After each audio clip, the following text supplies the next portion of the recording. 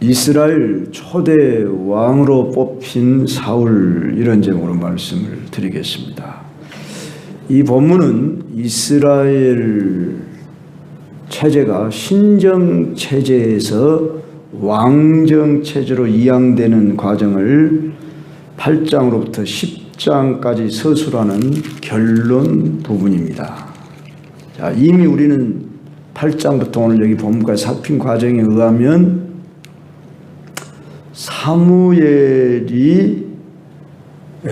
사울이 왕이 될 것이라고 하나님이 계시해 준 대로 기름을 부었습니다.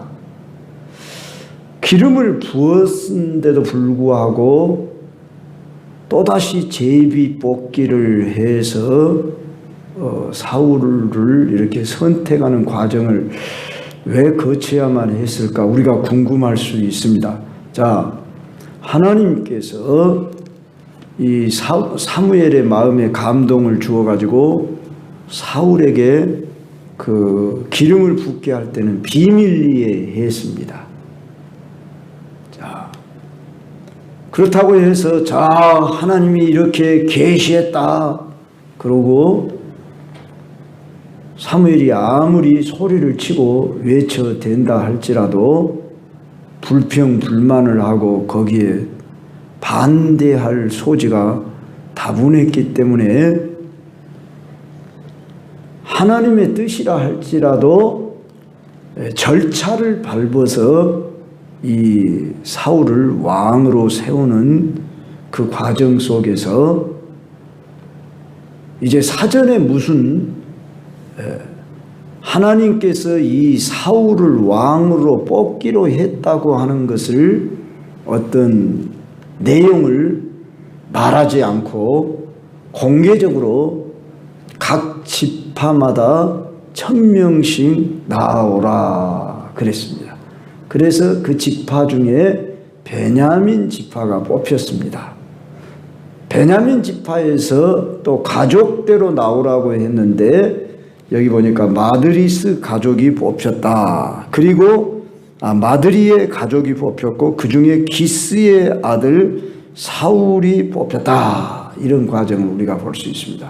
그러니까 이런 과정 속에서 우리 사람의 생각 같으면 잘못 뽑히면 어떨까 이렇게 말할 수도 있겠지만 사무엘은 철저히 하나님이 이미 선택하신 대로 뽑힐 것을 믿어드리면서 인간의 어떤 방법을 쓰지 않고, 그러니까 어떤 방식으로 우리가 제비를 뽑았을까는 지금은 다 알 수 없지요.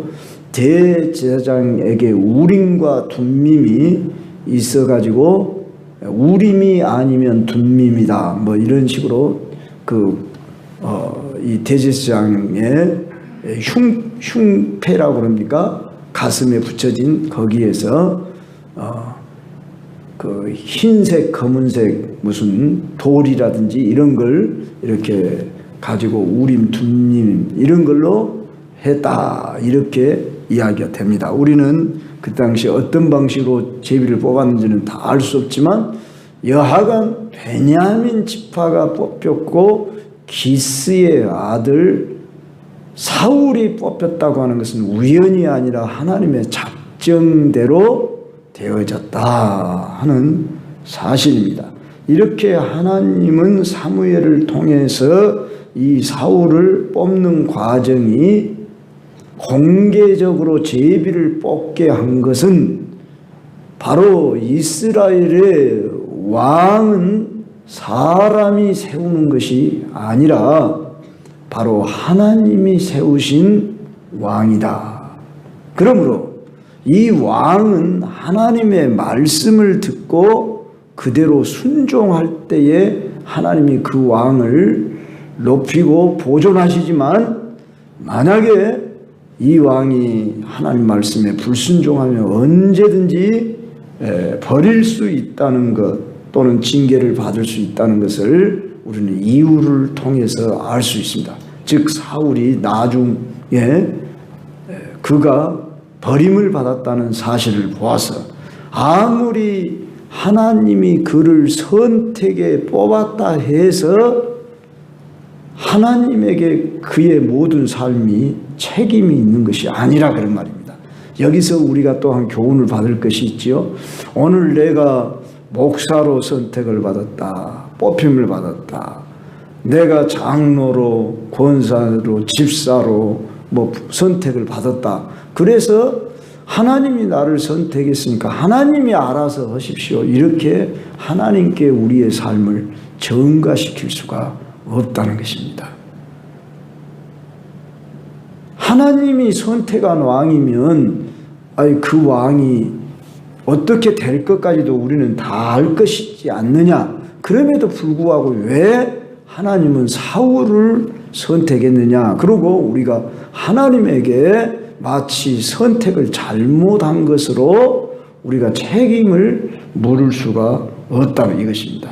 우린 여기서 몇 가지 교훈을 얻어야 되겠는데, 첫째로 사울이 하나님이 세우신 왕이라는 것을 입증하기 위해 분명한 증거가 필요할 만큼 이렇게 우리 하나님은 절차를 밟아서 하나님이 모든 것을 주관하신다, 이것을 가르치기를 원했습니다. 그래서 사울이 뽑히자 백성들이 어떻게 말합니까? 여기 보면은 24절을 보니까 사무엘이 모든 백성에게 이르되 너희는 여호와께서 택하신 자를 보느냐?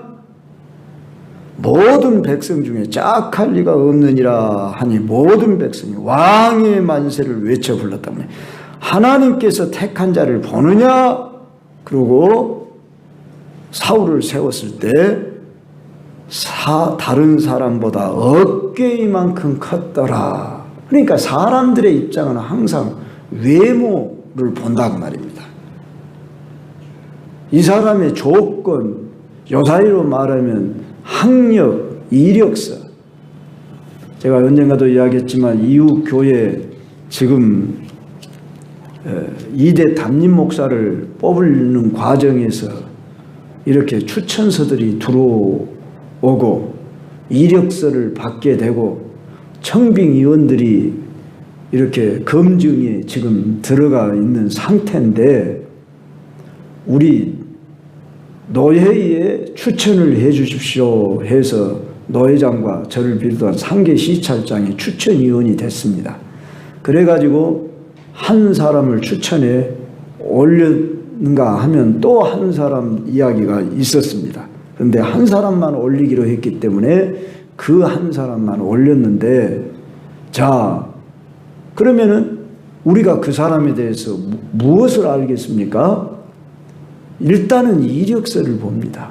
그럼 어느 학교를 나왔느냐, 또 이 사람이 어떠한 경력 과정을 거쳤느냐, 이러면서 인간들이 선택을 하는데, 한마디로 말해서 이력서라는 것은 외적인 그의 조건들을 보는 거죠.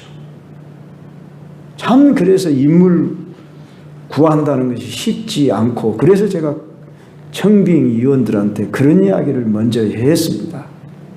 하나님께서는 감독의 조건을 디모데전서 3장 1절로부터 7절에 거기를 읽어보면은 무슨 학력, 경력, 무슨 외모 조건에 대한 이야기는 하나도 없고, 그의 성품, 인격, 가정 생활, 이런 내용만 나와 있습니다. 사실 우리가 누구를 아무리 추천한다 해도 바로 알 수가 없습니다. 그래서 사실 중요한 것은 기도가 제일 중요합니다. 하나님 앞에서 기도해서 하나님이 보내시는 사람을 맞이해야 합니다. 그렇게 제가 말씀했습니다. 그리고 목사를 선택해서 세우는 일은 교인들이 세우는 것이 아닙니다. 물론 그 누구도 세우는 것이 아니고 하나님이 파송해 주는 것입니다.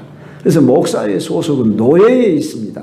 그 교회에 소속이 있기 전에 목사는 노예에 소속이 되어 있어서 노예에서 파송해 주는 것이고 교회에서 그걸 받아들이는 것입니다.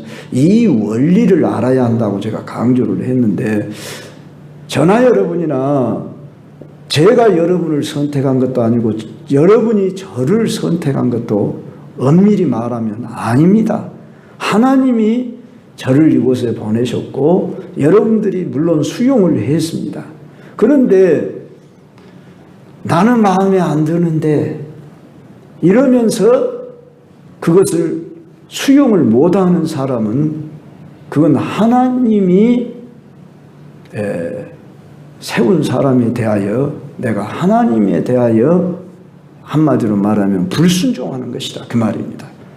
내가 마음에 들든지 안 들든지, 내가 추천을 했든지 안 했든지 상관없이 이미 결정된 사항에 대해서는 정말 그 하나님이 보내셨다 그러고 찬성을 하고 기도할 뿐이고 인도를 받아야 한다는 것입니다. 그런데 오늘 제가 미리 말씀드린 것 같은데 본문 중에 27절에 보면은 어떤 불량배는 이르되 이 사람이 어떻게 우리를 구원하겠느냐 하고 멸시하며 예물을 바치지 아니하였다. 여기 불량배라 이렇게 표현이 되어 있습니다. 전의 성경에는 이들을 비유라 그렇게 번역해 놨습니다. 비유, 불량배. 이 말 자체부터가 벌써 매우 듣기 거부감 말이지 않습니까? 그러면 왜 이들을 비유, 불량배라고 했습니까? 이미 하나님이 선택해서 세웠는데도 불구하고 이들은 저 베냐민 지파, 저 조그만 지파, 볼품없는 지파, 거기서 나온 사람이 어떻게 왕이 될 수가 있어? 그러면서 외적인 조건 이런 걸 따졌다 그 말입니다. 제비를 뽑았어요. 제비를 뽑았으니까 제비에서 유다 지파나 루벤 지파나 장자잖아요, 루벤이가. 그러니까 그 지파가 뽑혔으면 할 말이 없을 것인데 제일 꼴찌인 베냐민 지파가 뽑혀. 그 중에서도 사울은 농사 짓는 사람이었어요. 키 꼴은 좋았지만은 그의 출신이 농사 짓는 사람이다. 그러니까 이들이 뭐라고 해요? 이 사람이 어떻게 우리를 구원하겠느냐? 그러나 26절을 보면 마음이 하나님께 감동된 유력한 자들과 함께 갔다. 마음이 하나님께 감동된 유력한 자들은 사울과 함께 이렇게 갈 수 있었는데 반면에 거기에 대해서 비난하고 불평하는 자들을 오늘 성경에는 뭐라고 한다고요? 불량배라고 했습니다. 그러면 이 일이 나중에 어떤 일이 생기냐면요, 11장에 가서 보면은 우리가 앞으로 가서 이제 듣겠습니다마는 사울이 왕이 되어가지고 암몬 사람들에게 가서 길르한 야베스 사람들을 구원하여 명실공히 사울이 이스라엘의 구원자로 이렇게 왕으로 부각이 될 때 백성들이 뭐라고 하냐면은 한번 찾아볼까요? 저만 혼자 말하기로 11장 12절 13절 한번 같이 읽어봅시다. 거기 한번 같이 읽어봅시다. 시작. 백성이 사무엘에게 이르되 사울이 어찌 우리를 다스리겠느냐 한 자가 누구니까 그들을 끌어내소서 우리가 죽이겠나이다. 사울이 이르되 이날에는 사람을 죽이지 못하리니 여호와께서 오늘 이스라엘 중에 구원을 베푸셨습니다. 자, 이들이 사울을 왕으로 뽑았을 때 사울 막 왕이 된 그 순간에는 아무 힘이 없다고 말할 수는 없지만은 당장 왕이 된 그 순간에 무슨 힘을 발휘해서 저들을 대적하고 뭐 어떻게 해라 심판하기는 너무 이릅니다. 그래서 아무 큰 권력이 없는 그때 저들은 함부로 말하다가 죽임당할 뻔했습니다. 백성들이 저들을 죽이겠다고 말 한 번 잘못했다가 생명이 이들은 위태로워 죽을 뻔했는데 사울이 용서해 주었기 때문에 다행인 거예요. 우리는 앞으로도 살피겠지만 다윗도 그러한 예가 있었어요. 다윗이 압살롬 왕에게 쫓겨서 맨발로 울며 머리털을 다 풀고 도망을 칠 때 시므이가 다윗을 이 티끌을 날리면서 저주받은 자여 자식에게도 쫓기는 이 한마디로 못난 사람 같다 그러면서 저주받아서 저런다고 그러면서 막 비난을 했습니다. 같이 따라가던 장수들이 저자를 칼로 목을 칠까요 했지만 다윗이 내비둬라 했습니다. 그러나 다시 다윗이 왕으로 앉았을 때에 그 부하들에 의해서 이 시므이가 끝내 죽임을 당합니다. 그래서 우리는 함부로 우리가 판단하고 말하고 누구를 정죄하고 비난하고 그 결과가 얼마나 잘못하면은 생명의 위협에까지도 이를 수 있다는 것을 우리는 이런 데를 통해서 잘 살필 수가 있습니다. 오늘 우리 성도들은 어떠한 상황 속에서도 누추한 말이나 비난 정죄하는 말을 하지 않으려고 힘써야 되고 이간질하는 말이나 그런 악한 말을 하지 아니하고 우리는 예 아니요 하고 우리는 어쩐지 용서하고 사랑하고 덕 있는 말, 감사하는 말 이런 말을 해야 하리라 보는 것입니다. 말에 실수가 없으면 참 그것처럼 의인이 없지요. 그러나 우리가 참 말에 실수하지 않도록 늘 삼가 입을 지켜라 하는 말씀을 다시 한번 생각해 보는 것입니다. 오늘 이 사무엘상 10장에서 이 사울은 매우 겸손했습니다. 어떻게 겸손했습니까? 그가 뽑혔는데 그는 저 진보다리 속에 숨었습니다. 이미 그는 왕으로 추대되도록 사무엘에게 기름을 부음을 받았으니까 얼마든지 자기를 나는 이렇게 이미 하나님이 선택했다, 기름 부었다, 그리고 당당하게 나설 수 있었을 수 있는데도 불구하고 그는 진보다리, 전에 성경에는 행구라 그렇게 번역되어 있었죠. 진보다리 속에 숨었습니다. 그런데 달려가서 하나님이 가르쳐줘요. 하나님이 거기 있다. 찾아도 찾지 못했죠. 사람들은 여호와께서 그가 진보다리들 사이에 숨었다. 이만큼 하나님이 사울을 높여주면서 참 사울의 출발이 아름답게 시작합니다. 그래서 우리는 시작이 좋다고 꼭 끝까지 좋을 수도 있고 좋지 않을 수도 있구나. 이걸 우리가 정말 교훈 삼아서 사울은 겸손하게 출발을 했고 참 아름답게 출발을 했음에도 불구하고 변질된 사람으로 대표적으로 우리가 나타나기 때문에 우리가 항상 처음 마음을 잃지 않도록 참 조심해야겠구나.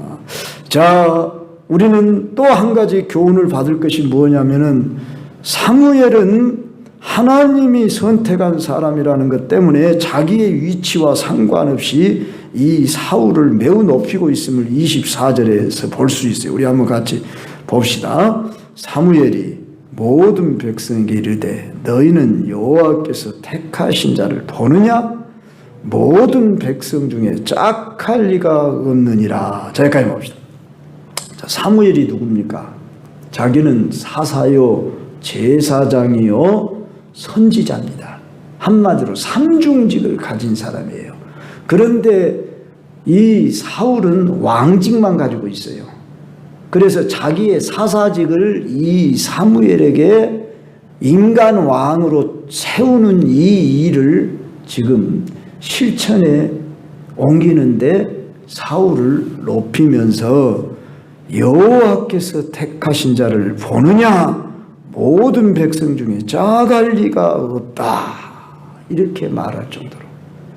우린 여기서 하나님이 세우셨다 그러면 조건부적.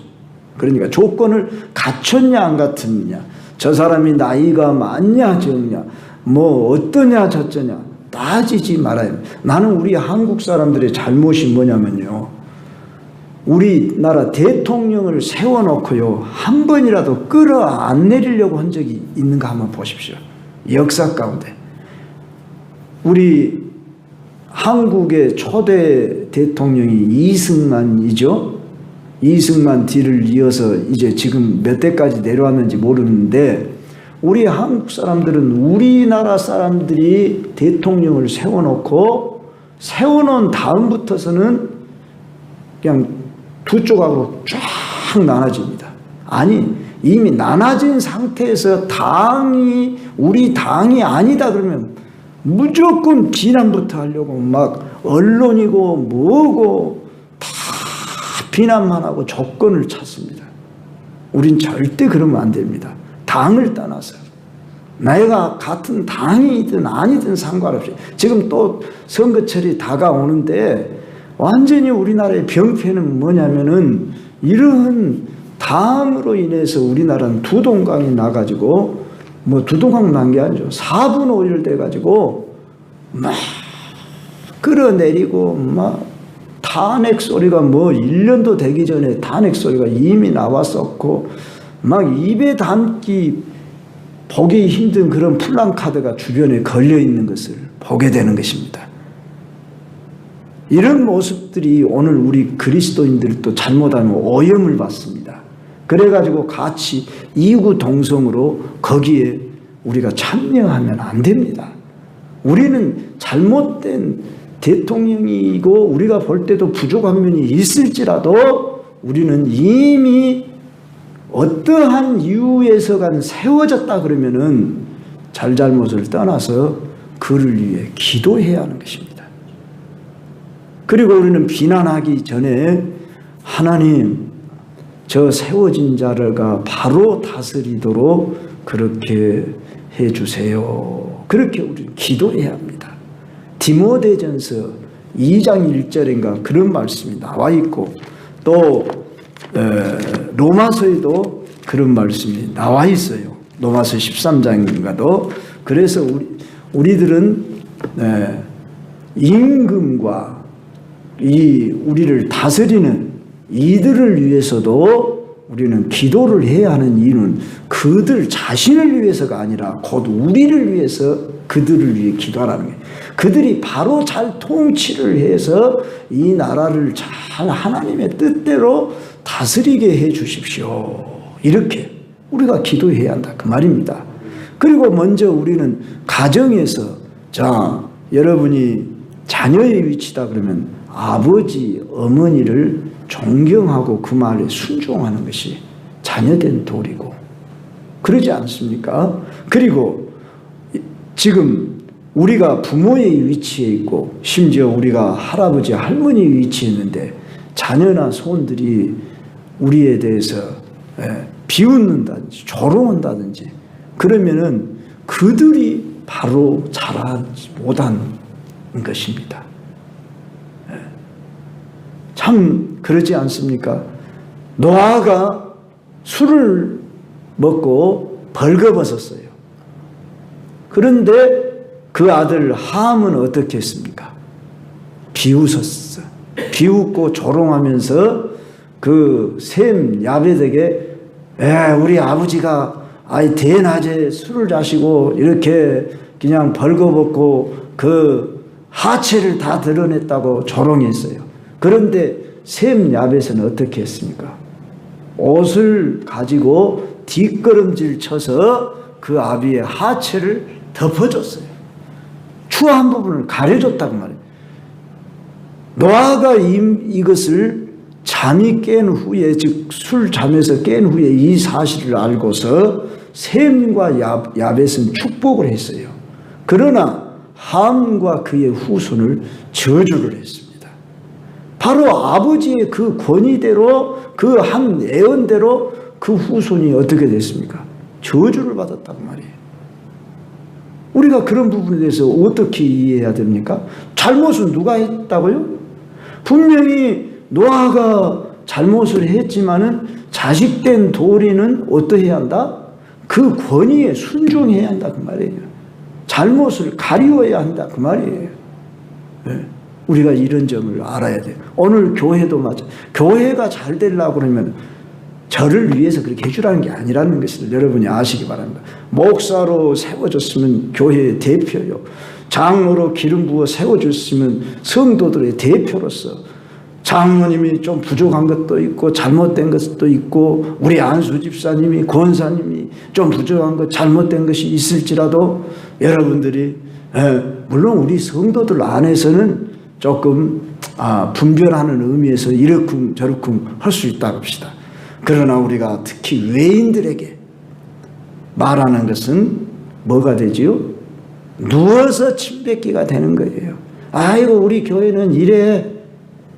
그러면은 누가 우리 교회를 어떻게 보겠습니까?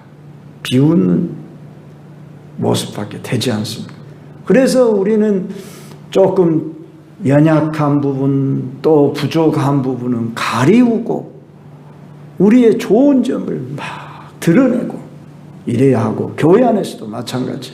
존경하고 우리가 높이고 세우고 그래야만이 하나님이 기뻐하신다 그 말입니다. 오늘 사무엘의 모습을 보십시오. 자기보다 훨씬 어린 자를 지금 높이며 세운다는 점에서 우린 여기서 그러니까 사무엘이 존경받을 만한 사람이구나. 여기서 우리는 배울 수가 있어요. 바로 사울을 세웠을 때에 사울을 같이 할 수 있는 사람들은 26절 보니까 마음에 하나님께 감동된 유력한 자들이라 그랬어요. 하나님의 사람들은 하나님의 권위 질서를 인정한다고 말해요. 제가 요사이 이 말까지만 제가 좀 해야겠습니다. CCC 대학생 선교회라고 하는 그 청주지방 간사로 15년, 그러니까 간사 생활은 25년 하고 그 청주 CCC 대표로 25년을 했다고 내가 들었습니다. 그리고 그 간사를 그만두고 청주 주님의 교회라고 그 개척을 해서 세우신 주서택 목사님이라는 분이 계세요. 이분은 조금 그 목사님들 세계 중에 아시는 분들 알아요. 그분은 그 자기 사모님이 김선아 사모라는 분인데 성서적 치유 세미나로 유명하게 한때 수만 명이 거기 세미나를 거쳤습니다. 그런데 제가 믿음으로 했다 그런 제목의 책을 요새 읽고 조금 감동을 느꼈는데 뭐냐면은 김중곤 목사님이 그 CCC 총재였죠. 그 목사님이 자기를 서울로 지금 청주에서 간사를 하고 있는데 서울로 올라오라고 이유도 없이 올라오라고 그래갖고 서울에 CCC 총무를 하라고 그래서 거기에 또 순종을 했어요.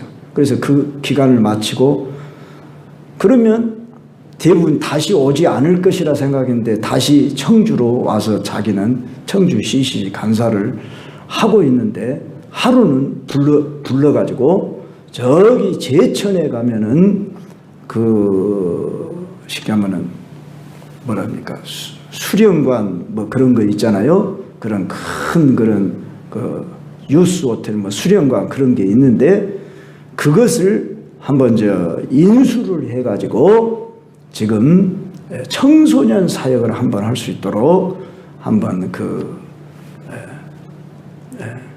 한번 여러 기관에서 천주교, 불교 여러 기관에서 다 쉽게 말하면 뭐라 합니까?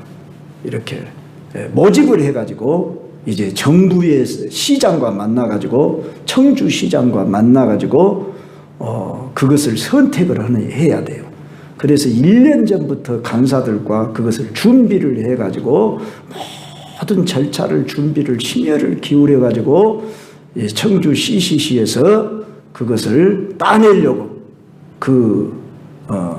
제천 청소년 수련관을 쉽게 하면 따내려고 노력을 해가지고 준비를 해가지고 했는데 정말 힘든 일이랍니다. 그런데 청주 CC에서 그것이 당선이 된 거예요. 신문에까지 났어요. 그래가지고 너무 기쁜 나머지 도저히 힘든 일인데 1년 동안 총력이 기울여서 준비를 했는데 일주일이 딱 지났는데 김중곤 목사님이 이유를 묻지 마시고 그거 반납하시오. 나라에 다시 반납하시오.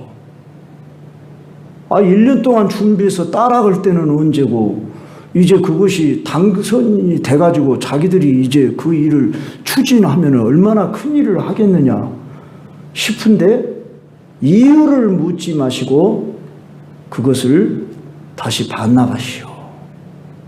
이랬다 보니까 시장한테 그걸 가지고 가니까 시장이 노발대발하면서 지금 무슨 우리를 우롱하는 거냐고 이 일을 이렇게 망쳐놔버리면 우리가 어떻게 되냐고 할지라도 죄송합니다.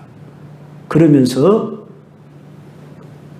김중곤 목사님 돌아가실 때까지 그 이유를 알지 못하고 돌아가시기 일주일 전에 거기 찾아가니까 김중곤 목사님이 손을 잡더만 고맙다고 그 두 마디만 듣고 지금까지도 그 이유를 알지 못한다고 그러면서 나는 내게 세우신 그 권위 질서에 순종하기 위해서 나도 이유가 뭔지 모르지만 1년 동안 심혈을 기울여서 그 밑에 있는 간사가 수십 명이 되는데 같이 심혈을 기울여서 천주교, 불교, 일반 기관에서 그 제천에 있는 큰 수련관을 그 자기들로 따냈음에도 불구하고 일주일 만에 그걸 다시 반납을 하라고 그러니까 이유를 묻지 말하게 해서 묻지를 못하고 그대로 순종을 했다.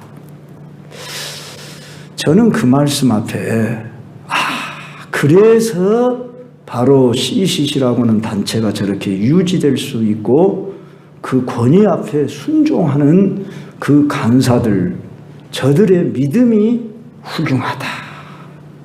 제가 거기 출신이라 그래서 저는 그렇게 자세한 간사를 했던 바도 아니지만은 청년 시절에 제가 거기에 조금 몸담아 있어서 활동을 해봤으니까 알지만은 간사들은요 정식 월급도 없어요. 어떻게 그들은 생활을 하냐면은 후원금을 받아가지고 가령 200 그렇게 선이 있으면 200만 원까지 후원금을 받은 사람들은 가령 200만 원 이상을 받아도 200밖에 자기는 받을 수가 없고 가령 180만 원밖에 자기는 후원금을 못 받아도 200은 받을 수 있으나 그 양을 안 채우면 퇴직금이 없대요. 그러니까 이 주서택 목사는 25년 동안 자기가 근무하는 동안 그 양을 한 번도 채우지를 못해서 퇴직금을 한 푼도 받들 못했대요. 그러나 25년 동안 궁핍하지 않고 어렵지만 그 가운데서 살았다. 그리고 참 그분이 큰 일을 했어요. 그래서 그 청주 CCC 센터를 4층으로 그때 당시 600평을 지었습니다. 이런 큰 일을 그러니까 서울의 부암동에 있는 CCC 센터 다음으로 전국에서 두 번째로 큰 센터를 학생들한테서 뭔 돈이 나오면 얼마나 나오겠습니까?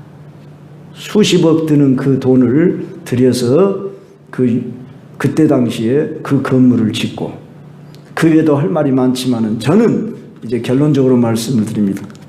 오늘 우리는 주님이 주신 그 권위 질서 아래 순종하는 법을 배워야 하겠다, 그런 말씀입니다. 나로서는 이해되지 않고 그럴지라도 하나님이 세우신 분이 말씀함에 다 이해할 수 없고 다 설명이 안 돼도 그대로 아멘 이렇게 순종할 때 바로 저런 훌륭한 일을 해낼 수 있구나. 바로 제자가 뭡니까? 제자의 기본은 권위 앞에 순종하는 것입니다. 불의와 거짓이 아닌 이상은, 악이 아닌 이상은, 이단이 아닌 이상은 나는 다 이해할 수 없고 다 깨달을 수 없어도 말씀한 대로 순종하는 것, 이것이 하나님의 뜻이라는 것을 오늘 여기서 우리가 배웠으면 좋겠습니다. 사무엘을 한번 생각해 보십시오. 사울 참 키만 멀쩡하니 컸지 볼품없는 사람, 왜 저 사람을 세우냐고 얼마든지 따질 수도 있겠지만 하나님이 세우셨다고는 점에 대해서 순종하는 이 아름다운 모습, 높이는 모습, 오늘 또 우리는 이런 하나님 앞에서의 삶을 살아가십시다.